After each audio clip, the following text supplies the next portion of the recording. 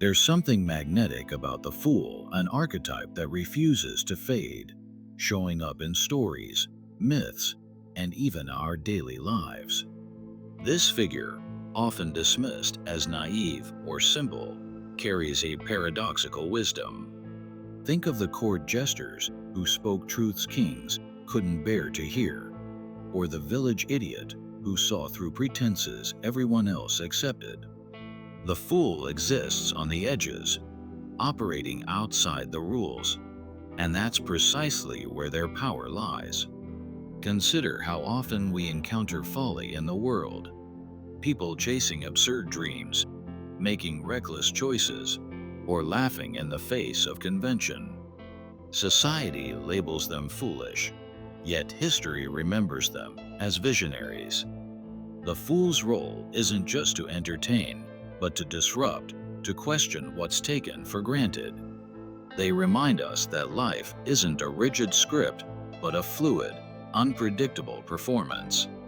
Shakespeare knew this well. His fools, whether in King Lear or Twelfth Night, were never just comic relief. They were truth-tellers wrapped in motley, their jokes laced with insights too sharp for polite conversation. The fool's laughter cuts through illusions, exposing hypocrisy with a grin. And in that exposure, there's liberation. But why does the fool resonate so deeply? Because they embody a part of us we're taught to suppress, the part that refuses to conform, that values play over productivity, that dares to ask, what if?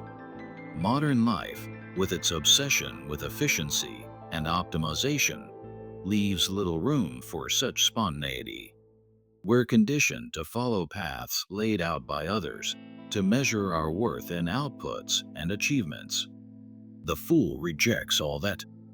They live by a different metric: joy, curiosity, the sheer thrill of being alive. Yet the fool isn't just about chaos. There's a method to their madness. They operate on instinct, trusting intuition over logic. Where others see risk, they see possibility. Where others hesitate, they leap. And sometimes, that leap leads to disaster, but other times, it leads to breakthroughs. The fool's willingness to fail is what makes them revolutionary. Take the Tarot's Fool card. A carefree wanderer stepping off a cliff, oblivious to the danger. It's not recklessness, but faith, an understanding that the journey matters more than the destination. The fool doesn't fear the unknown, they embrace it. And in doing so, they model a way of being that's increasingly rare. Unguarded, open, free. But the fool's freedom comes at a cost. They're often outsiders, misunderstood or scorned. Their lack of filter, their refusal to play by social rules, can isolate them. Yet that isolation is also their strength. Unburdened by others' expectations, the fool sees what others miss. They're the ones who ask, why not?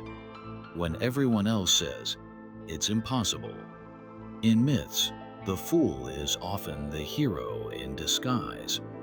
Parsifal, the young fool, stumbles his way to the Grail not despite his ignorance, but because of it.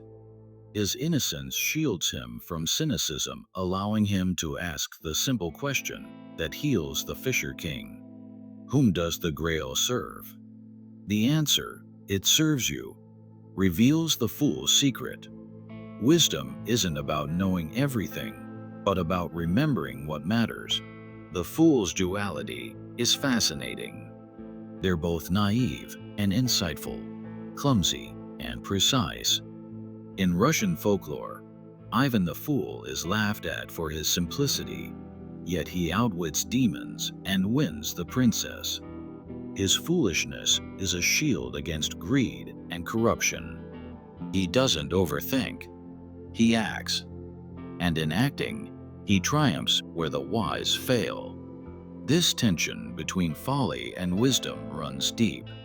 Erasmus's In Praise of Folly satirizes intellectuals, priests, and rulers, showing how their pretenses to wisdom are the real foolishness. Folly, personified as a goddess, argues that life without her would be unbearable, a dry, joyless march toward death. She celebrates the irrational loves, the impractical passions, the tiny madnesses that make life worth living. Philosophers, Erasmus suggests, are the true fools. They dissect life, but forget to live it. They chase abstract truths while ignoring the messy, beautiful reality in front of them. The fool, by contrast, engages with the world directly. They don't theorize about suffering. They sit with it. They don't preach about joy. They embody it. Dostoevsky explored this in The Idiot. Prince Mishkin, called an idiot for his honesty and empathy, exposes the hypocrisy of high society. His foolishness is a mirror, reflecting others' moral decay. Like Shakespeare's fools, Mishkin speaks truths too uncomfortable for polite company. And like them, he pays a price. The world rewards cunning, not candor. Yet the fool persists. In fairy tales, the youngest son, the simpleton, inherits the kingdom. In legends, the madman spouts prophecies. In religion, the holy fool renounces worldly logic for divine love. These figures share a thread. They operate beyond conventional logic, tapping into something deeper. Carl Jung saw the fool as an archetype of transformation. The journey to self-awareness begins with a foolish step into the unknown. The ego clings to control, but the fool surrenders to the process. They trust the path, even when it's invisible. This is the essence of the hero's journey. The call to adventure often feels like folly. Modern culture dismisses the fool at its peril. Without folly, creativity withers. Without play, innovation stalls. The best ideas often emerge from stupid questions, from daring to challenge the status quo. The fool's role is to keep that spirit alive, to remind us that not all who wander are lost, and sometimes the wrong path leads to the right destination. But the fool isn't just an individual, it's a societal force. Carnivals and festivals, like the medieval Feast of Fools, temporarily upend hierarchies. Kings become paupers. Servants rule. These rituals vent collective tensions, allowing people to mock power without overthrowing it. They're safety valves, but they're also reminders. No system is sacred. The fool's subversive power explains why authorities fear them. Jesters could mock monarchs, but only to a point. Too much truth-telling led to exile or execution. Today, comedians and satirists walk that same tightrope. Their humor exposes truths, but the line between laugh and backlash is thin. Yet even silenced, the fool's legacy endures. Their laughter echoes in art, literature, and music, anywhere convention is challenged. The fool is the trickster, the rebel, the wild card. They're the ones who ask, what if we're wrong? And in that question lies the seed of change. The fool's connection to the sacred is often overlooked. In many traditions, divine wisdom wears the mask of madness. The Sufi mystic laughs at the absurdity of human pretensions. The Zen master acts irrationally to shock disciples into enlightenment. Even Christianity reveres the fool for Christ, the ascetic who rejects worldly logic for spiritual truth. This sacred folly reveals a paradox. The closer one gets to ultimate truth, the more incomprehensible they seem to ordinary minds. Prophets are ridiculed before they're revered. Visionaries are dismissed before they're celebrated. The fool's role is to bridge that gap, to make the profound approachable through humor and humility. Tarot's Fool embodies this. Numbered 0, they represent infinite potential, the empty vessel, the beginner's mind. In Zen, this is Shoshin, the openness that precedes wisdom. The fool doesn't assume they know, they remain curious. That's why they're the first and last card in the Major Arcana. The journey begins and ends with humility. Psychologically, the fool mirrors the inferior function in Jungian theory, the underdeveloped part of our psyche. For the logical thinker, it's emotion. For the artist, it's structure. Embracing that foolish aspect is key to wholeness. The fool's antics force us to confront what we've ignored. This ties to the Fisher King myth. The wounded ruler's salvation comes through Parsifal's naive question. The fool's innocence accesses healing the wise cannot. Modern therapy echoes this. Breakthroughs often come when we drop defenses and face our foolish vulnerabilities. The dark side of the fool is evasion. Not all who act carefree are free. Some are fleeing responsibility. The Joker's chaos isn't liberation, but nihilism. True folly balances spontaneity with accountability. The holy fool sacrifices for others. The trickster exploits. The line between wisdom and folly blurs in creativity. Einstein said, "If at first an idea isn't absurd, there's no hope for it." Innovation demands a tolerance for ridicule. The fool's courage to be wrong, to persist, is the artist's, scientist's, and rebel's fuel. In personal growth, the fool's lesson is acceptance. We're all fools in some domain. Admitting that is the first step toward growth. As Dostoevsky wrote, the wisest may be those who occasionally call themselves fools. The fool's gift is perspective. They remind us that life's too vast for rigid certainty. Play, wonder, and occasional absurdity aren't distractions, they're the essence. The fool dances on the edge, and in that dance, invites us to join. The fool's legacy endures because they embody a truth we resist. Control is an illusion. Plans fail. Systems crumble. Certainty is fleeting. The fool thrives in this flux, adapting where others rigidify. Modern life craves predictability, yet the fool reminds us that growth lives in the unplanned. The missed train leads to an unexpected encounter. The failed project teaches more than success. The fool's mistakes are portals. This isn't passive surrender, but active engagement. The fool chooses presence over perfection. They don't wait for ideal conditions. They dive in. Their foolish leaps often land them where they need to be, not where they planned. The fool also challenges our obsession with image. Social media rewards curated personas. The fool strips pretense. They're unapologetically themselves, flaws and all. That authenticity is magnetic and terrifying to those hiding behind masks.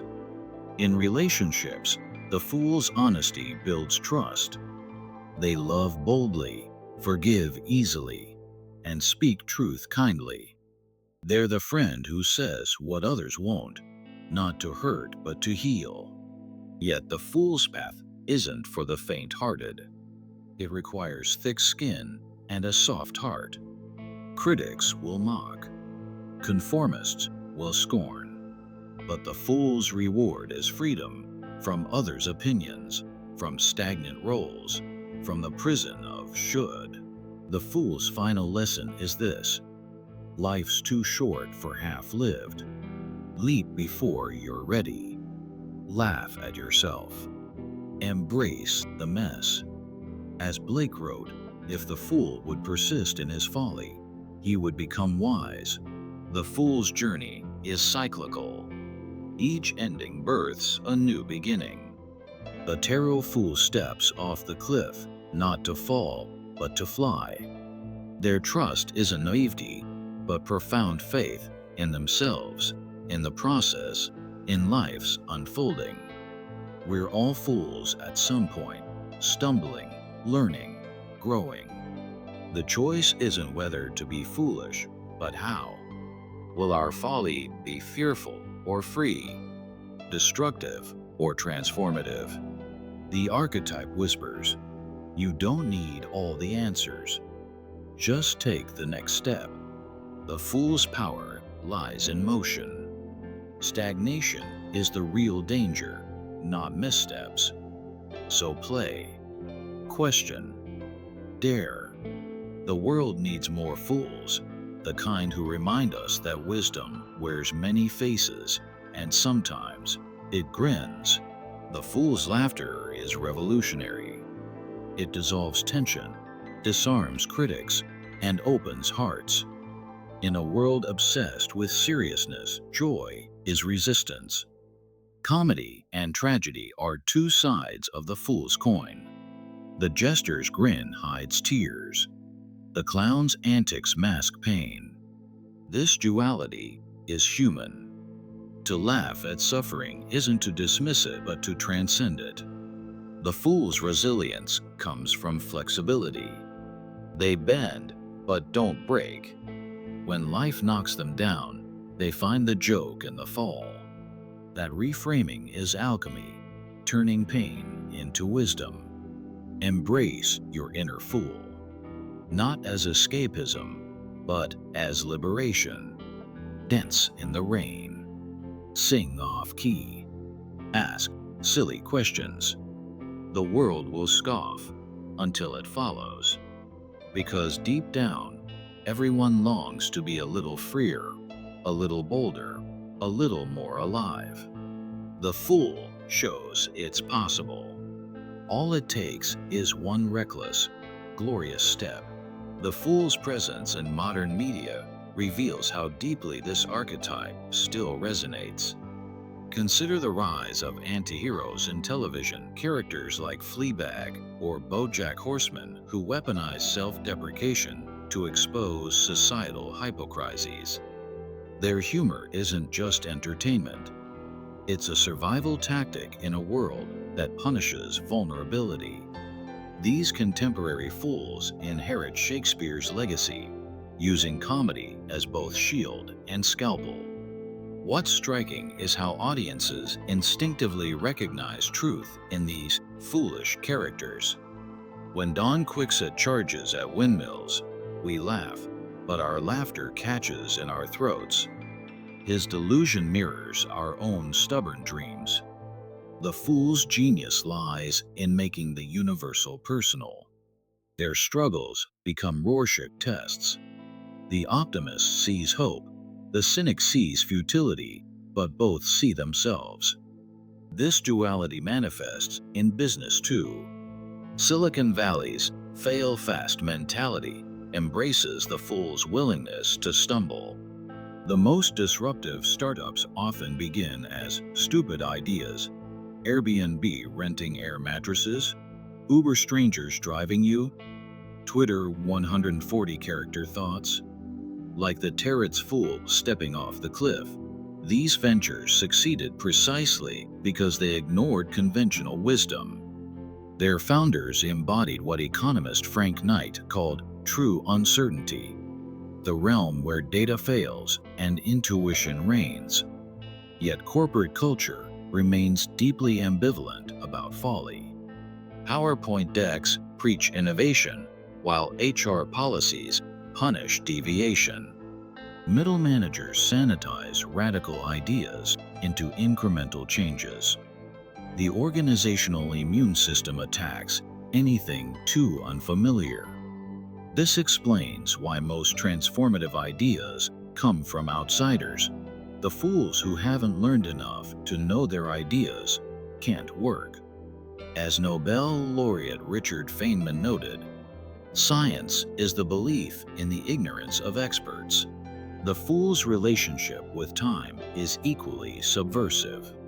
While society worships productivity, dividing days into calendar slots, the fool operates on event time. Anthropologists contrast this with clock time. Clock time segments life into measurable units. Event time flows according to experience. The artist lost in flow, the child building sandcastles, the lover whispering past midnight. These are fools living by event time. Their wasted hours often yield life's deepest meanings. Modern psychology confirms the fool's wisdom. The Dunning-Kruger effect shows how incompetence breeds overconfidence, yet its inverse is equally true. True competence brings humility. The wisest professionals often feel like imposters, while novices boast certainty. This explains why children ask profound questions that stump professors. Their ignorance hasn't yet been constrained by appropriate thinking. Einstein famously said his breakthroughs came from never growing up, retaining a child's curiosity despite his expertise. Neuroscience reveals another layer. Default mode network DMN activation, the brain state during daydreaming, correlates with creativity. fMRI scans show innovators' brains look idle before breakthroughs. The DMN activates when we're not focused on external tasks, precisely the unfocused state society dismisses as lazy. The fool's apparent idleness may be their greatest cognitive advantage. History's greatest fools often emerge during cultural upheavals. The Weimar Republic's cabaret clowns satirized fascism's rise. Lenny Bruce's obscenity trials redefined free speech. Today's meme culture continues this tradition. Internet trolls weaponize absurdity to expose political hypocrisies. When a TikTok comedian lip syncs congressional hearings, they're performing the jester's ancient role, revealing power's absurdity through laughter. But the digital age complicates the fool's role. Social media algorithms reward performative vulnerability over authentic folly.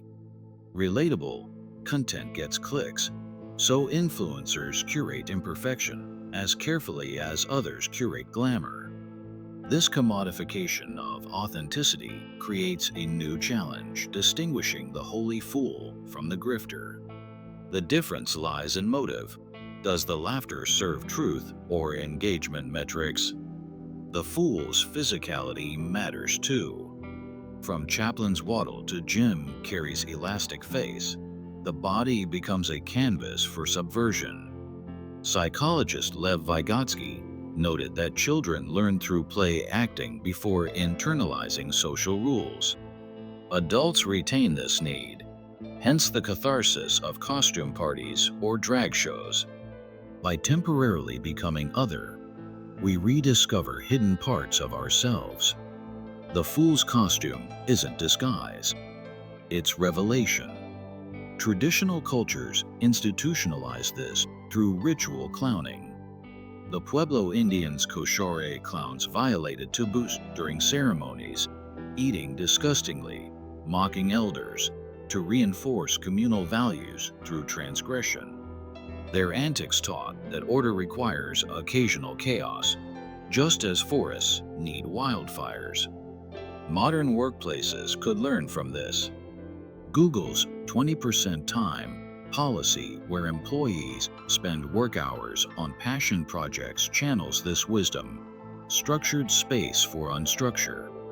The fool's gender dynamics are particularly fascinating. Female fools, from Shakespeare's witty heroines to Lucille Ball's physical comedy, often subvert expectations doubly. Their humor challenges both social norms and gender roles. Mom's dumb blonde acts and stand-up parallel chord gesture strategies, disarming audiences with apparent silliness before delivering sharp insights.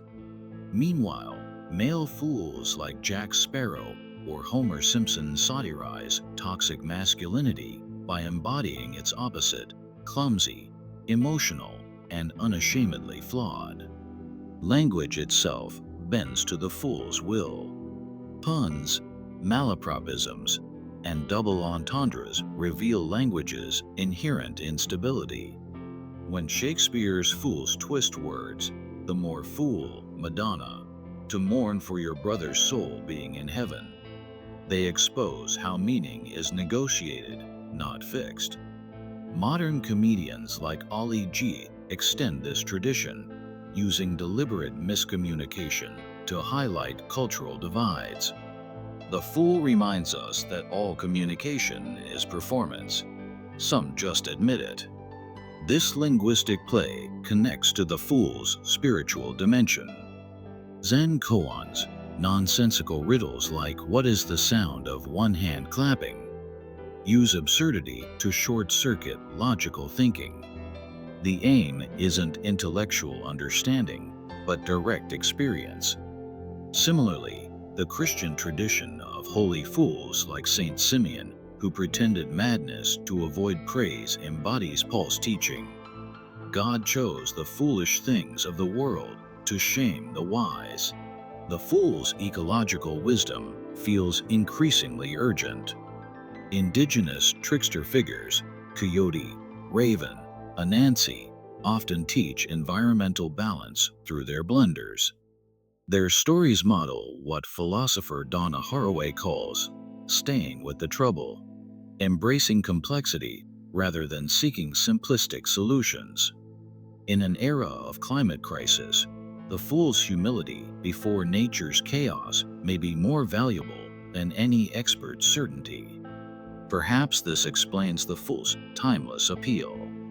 In a world of curated perfection, they model glorious imperfection.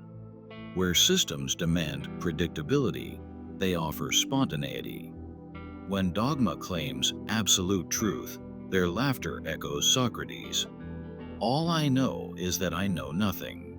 The fool's greatest gift isn't answers but questions, the kind that unravel certainties, and, in that unraveling, make space for new possibilities.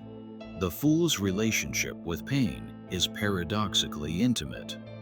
Unlike heroes who transcend suffering or victims who succumb to it, the fool dances with agony, mocking it, exaggerating it, transforming it into something communal.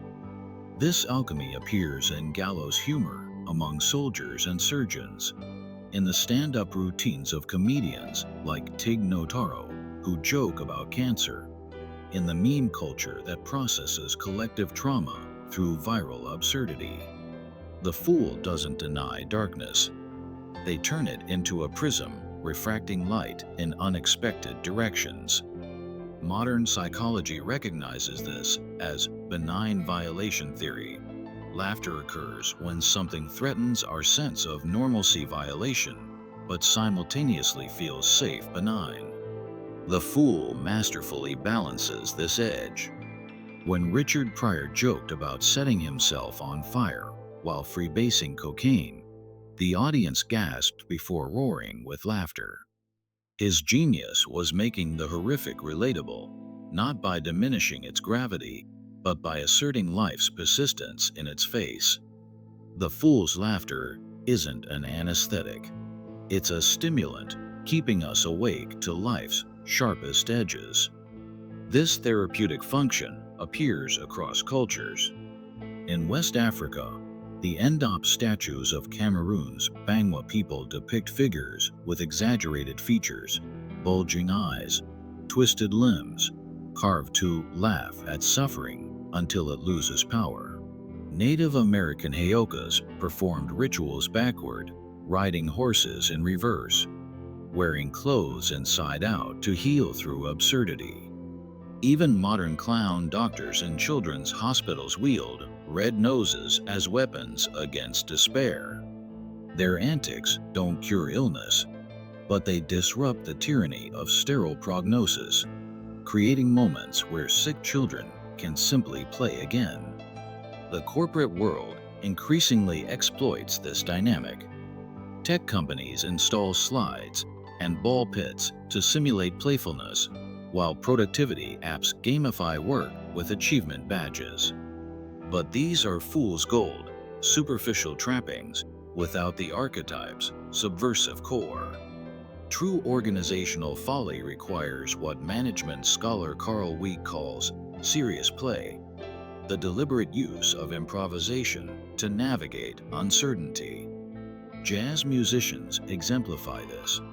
Their most brilliant riffs emerge from wrong notes embraced and transformed. The fool's lesson here is profound. Innovation isn't about avoiding mistakes, but harvesting them. Language itself becomes a playground for the fool. Puns and wordplay aren't mere decoration, but cognitive tools. Lewis Carroll's Jabberwocky, "'Twas brillig, and the slithy toves" demonstrates how nonsense can convey meaning through sound and rhythm alone. Modern AIs like ChatGPT inadvertently mirror this. Their hallucinations often reveal unexpected connections, much like a court jester's non sequiturs. The Fool reminds us that communication isn't just about transmitting information, but disrupting habitual thought patterns. The digital age has birthed new fool variants. Anonymous trolls weaponize absurdity to expose hypocrisy, while shitposters deliberately flood online spaces with meaningless content to parody internet culture. Though often dismissed as juvenile, their tactics recall Jonathan Swift's A Modest Proposal, using outrageous satire to critique societal ills. The difference lies in accountability. Swift signed his work, while digital fools hide behind anonymity's cloak. Yet their collective impact is undeniable. Reddit's Wall Street Bets traders, fueled by meme culture, upended stock markets by treating high finance as a cosmic joke. Food culture offers unexpected parallels. Molecular gastronomy chefs like Farron Audrey play the fool's role, serving olive oil that's actually frozen mango, or peas made from liquid pea essence encased in edible membranes. Their creations violate culinary expectations to refresh our palates. Similarly, the Japanese concept of bakabayashi fools, rhythm in taiko drumming, intentionally disrupts perfect cadences to keep performers and listeners alert. These controlled disruptions mirror the fool's function, preventing systems from becoming sclerotic. Sports provide another arena. Basketball's hot hand fallacy, the mistaken belief that a player's success streaks predict future performance, reveals our craving for narrative in randomness. The underdog who wins against all odds thrills us because they embody the fool's triumph. Even the Harlem Globetrotters, with their theatrical antics, remind audiences that competition can be joyous play rather than grim warfare. Their legacy endures not because of their win record, but because they made excellence fun, a rarity in professionalized athletics. The fool's economic impact is equally fascinating. During recessions, lipstick index theory suggests consumers buy more small luxuries like cosmetics as affordable morale boosters. But deeper analysis shows spikes in joke books, comedy club attendance, and whimsical inventions during downturns. The 1930s gave us both the Great Depression and the whoopee cushion. This isn't escapism, but resilience. As economist John Maynard Keynes noted during bleak times, the difficulty lies not in new ideas, but in escaping old ones. The fool's levity creates cognitive space for that escape. Children instinctively understand this archetype. Developmental psychologists observe that toddlers clowning, purposely misnaming objects, wearing pots as hats, isn't just play, but theory testing, probing adult tolerance for disorder. Montessori education harnesses this by allowing self-directed learning, recognizing that mistakes are data points in cognitive development. The child who insists a banana is a telephone isn't being foolish. They're exercising the same symbolic thinking that underlies mathematics and poetry. Gerontology reveals another layer. Elderly individuals with a strong sense of humor show slower cognitive decline, not because laughter magically heals neurons, but because playfulness maintains mental flexibility. The Alzheimer's patients who retain punchline timing despite forgetting names demonstrate that the fool's essence may reside deeper than memory. This aligns with neurologist Oliver Sacks's findings. Music and humor often survive when other faculties fade, suggesting they're wired into our neural bedrock. Even urban planning benefits from folly. Copenhagen's counterintuitive pedestrian bridges zigzagging unnecessarily to make walking more engaging, reduce shortcutting, and increase community interaction. Tokyo's Piss Alley, a post-war black market turned thriving nightlife district, flourished precisely because authorities turned a blind eye to its chaotic vitality. These spaces thrive on controlled disorder, the fool's spatial equivalent. As architect Christopher Alexander observed, lively cities have wilderness at their edges and playfulness in their hearts. The fool's shadow side emerges in addiction and self-sabotage. Charlie Chaplin's tramp character reflected his own childhood trauma. Robin Williams' manic comedy masked profound depression. This duality appears in the sad clown paradox, the high prevalence of mood disorders among comedians. Psychoanalysts suggest humor becomes a defense mechanism when authentic expression feels unsafe. The fool's mask, initially worn for freedom, can eventually fuse to the skin. True healing begins when they can remove it, not just for others' laughter, but for their own tears. Religious traditions acknowledge this.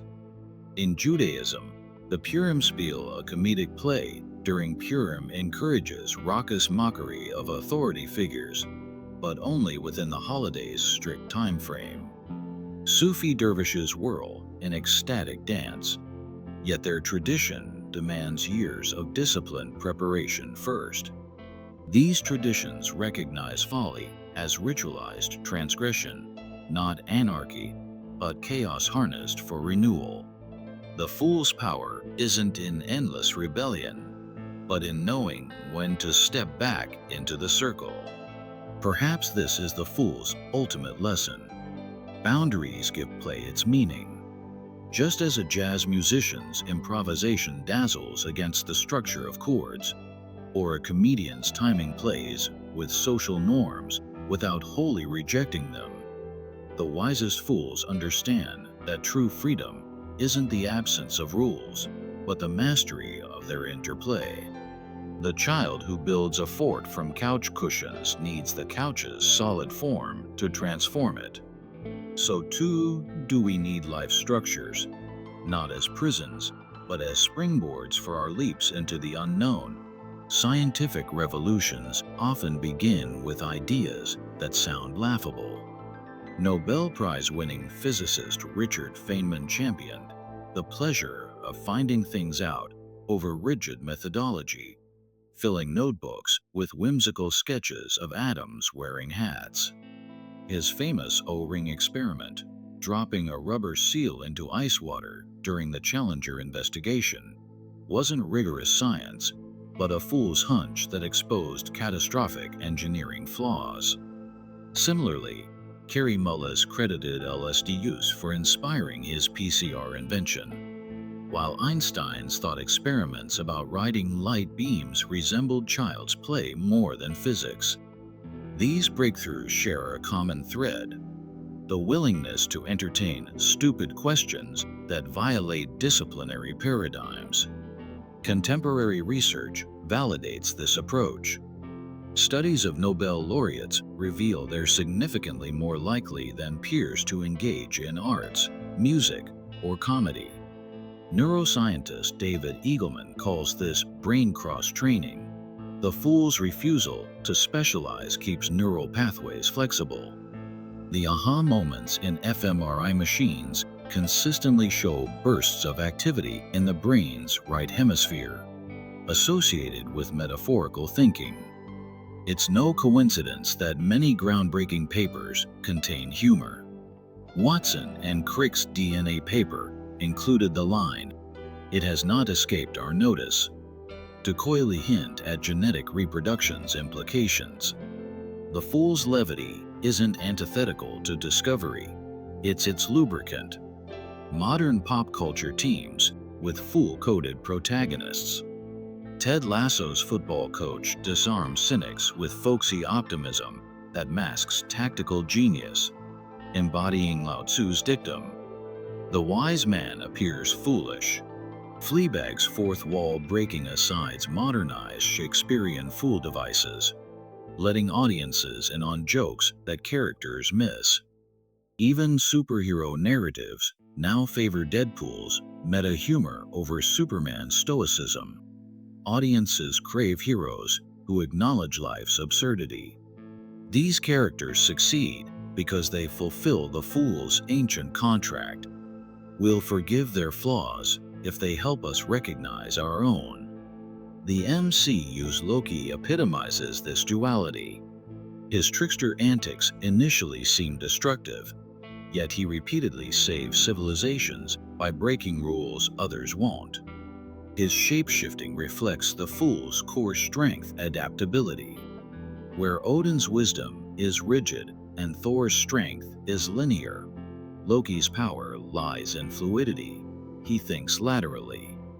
This mirrors mythology's tricksters like Anansi or Coyote, whose chaotic interventions often accidentally benefit humanity. Contemporary writers intuitively grasp what ancient cultures knew. Progress needs disruptors as much as it needs builders. Neurodivergence offers another lens on modern folly. ADHD traits, distractibility, hyperfocus, impulsivity are framed as disorders in classrooms, but become assets in creative fields. Temple Grandin's autism allowed her to revolutionize livestock handling by thinking in pictures like cattle do. What societies label deficits often represent cognitive evolution in action. The Fool archetype provides a framework for reframing these differences not as disabilities, but as specialized intelligences. As autism advocate Nick Walker notes, the opposite of neurotypical isn't neurodivergent, it's neurocentric. The Fool reminds us that one mind's noise is another's signal. Gaming culture embraces this explicitly. Speedrunners who break games through glitches are digital fools.